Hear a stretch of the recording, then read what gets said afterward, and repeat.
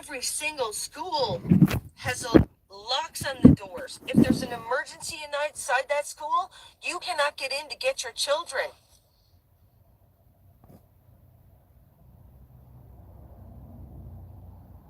I was targeted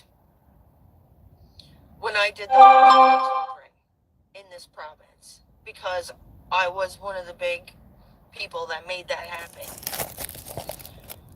They didn't do it because I'm a homophobe. I am not a homophobe. My best friend's gay. Yeah, I know. Everybody's like, oh, well, everybody says they got one of them. No. Some of my best friends are gay. They hate this. They feel like their life, they're terrified that they're going to get blamed for the hijacking of their culture when all they wanted to do was get married and be happy. That's all. This other circus shit that you're seeing is a United Nations agenda. It creates division. It creates division. And now what we've got is a whole bunch of parents that have put their children on these blockers and sterilized their kids or promoted this surgery, which feel awful because they trusted the government. The government told them that that was the right thing to do for their children, when all the other countries all over the goddamn place are shutting these down because the children are killing themselves more after. We have to take back our lives. And I don't exactly know what that looks like, but it's going to be one step at a time. First, we have to let them know that we are not happy. We do it peacefully, legally, and lawfully. Step 2, we find whichever politician that we can apply pressure to file the appropriate documents to be able to start walking some of this back, to remove the ideology, to see if we can get our skies clean. Look at Eddie Shears, for God's sakes. The freaking weatherman is suing the government because the water in Torbay or wherever it is that he is isn't fit to drink. We need our water checked. We need our air checked. We need to find out why those 5G towers are attached to all of our water supplies. And for all of you guys that think that that's not real, please, for the love of God, don't wait 6 months to look it up, and then we're going to talk about it. Because by that time, the damage is already done. Often people are like, well, how do you know these things? Turn off your television. Start doing your own independent research. The patents for all this shit is public knowledge. Nothing is hidden. Everything is in plain sight, but you have to find a reliable source of information that you can trust.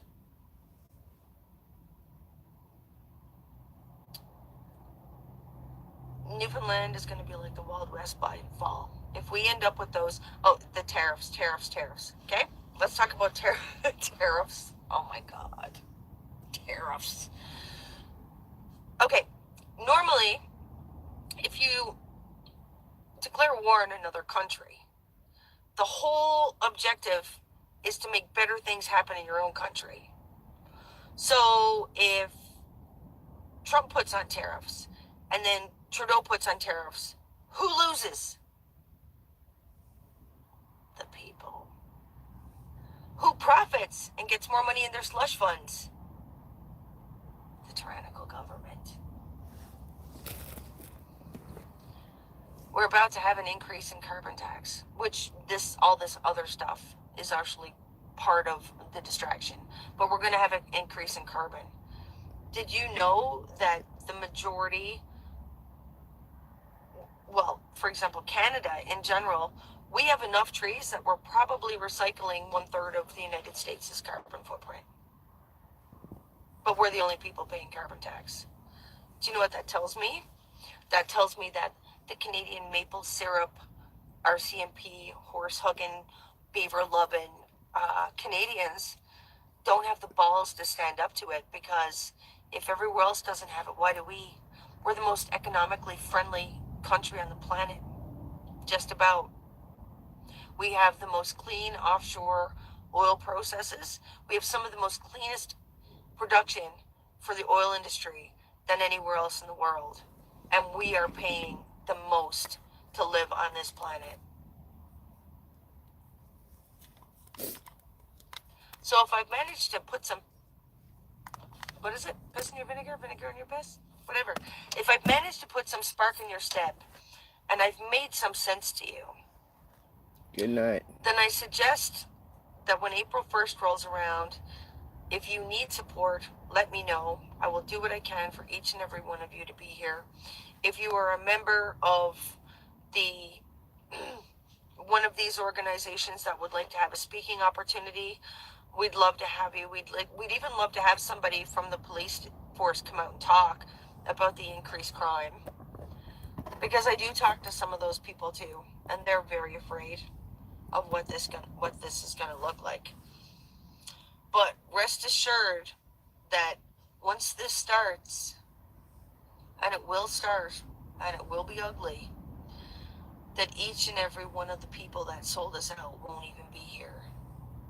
They will be gone, and you will be left in your home broke, tired, hungry, scared, and This is afraid. Dana Metcalf. She's on Facebook. I've only been wrong once. And that was when I said that I thought the diesel was going to dry up. The rest has pretty much come true. And not that I'm proud of myself or I think that I deserve a pat on the back for any of this shit, but it's actually starting to get pretty scary how easy it is to see what's coming and how hard it is for others to even take the time to look. Most of this information is on government websites, patents, things like that. Most of these people have an exit strategy. Problem, reaction, solution. The problems they created around the false fraud of the COVID-19 pandemic. PCR tests don't work. They were advised against the mandates and everybody was transmissible. So everything that you've seen that happened around the pandemic was designed to create economic collapse, fear, segregation, division, and hatred amongst its people so that we couldn't stand up. So that was the problem. The reaction, well, we had fancy socks for that. We got the emergency orders and we got don't go to your friend's house and don't get on the airplane with those people and blah, blah, blah, blah. And then they give us the solution.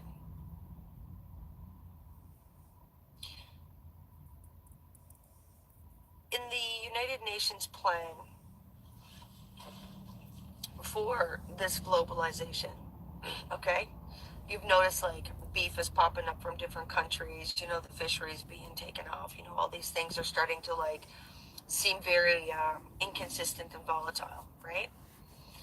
Well, the governments are already acting like they're running a one world government. And North America is supposed to be like the European Union.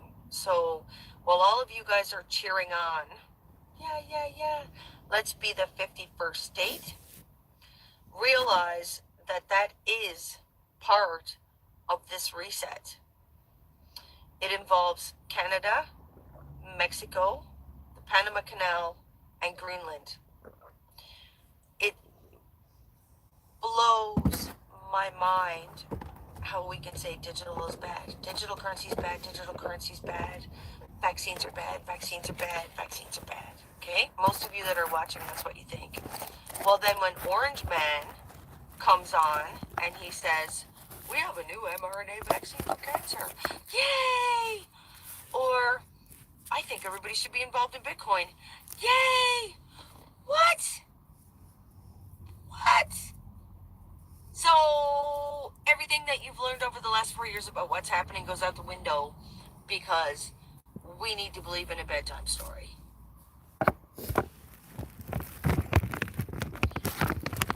Jim says, how about some constructive discussions on how we can stop this? Well, this is what we're working on, Cal. Step one, we bring everybody together in large numbers so the government knows that we're unhappy. Peacefully, legally, and lawfully. Because right now, most of the governments think that it's just me because you guys are all pushing around information on the internet.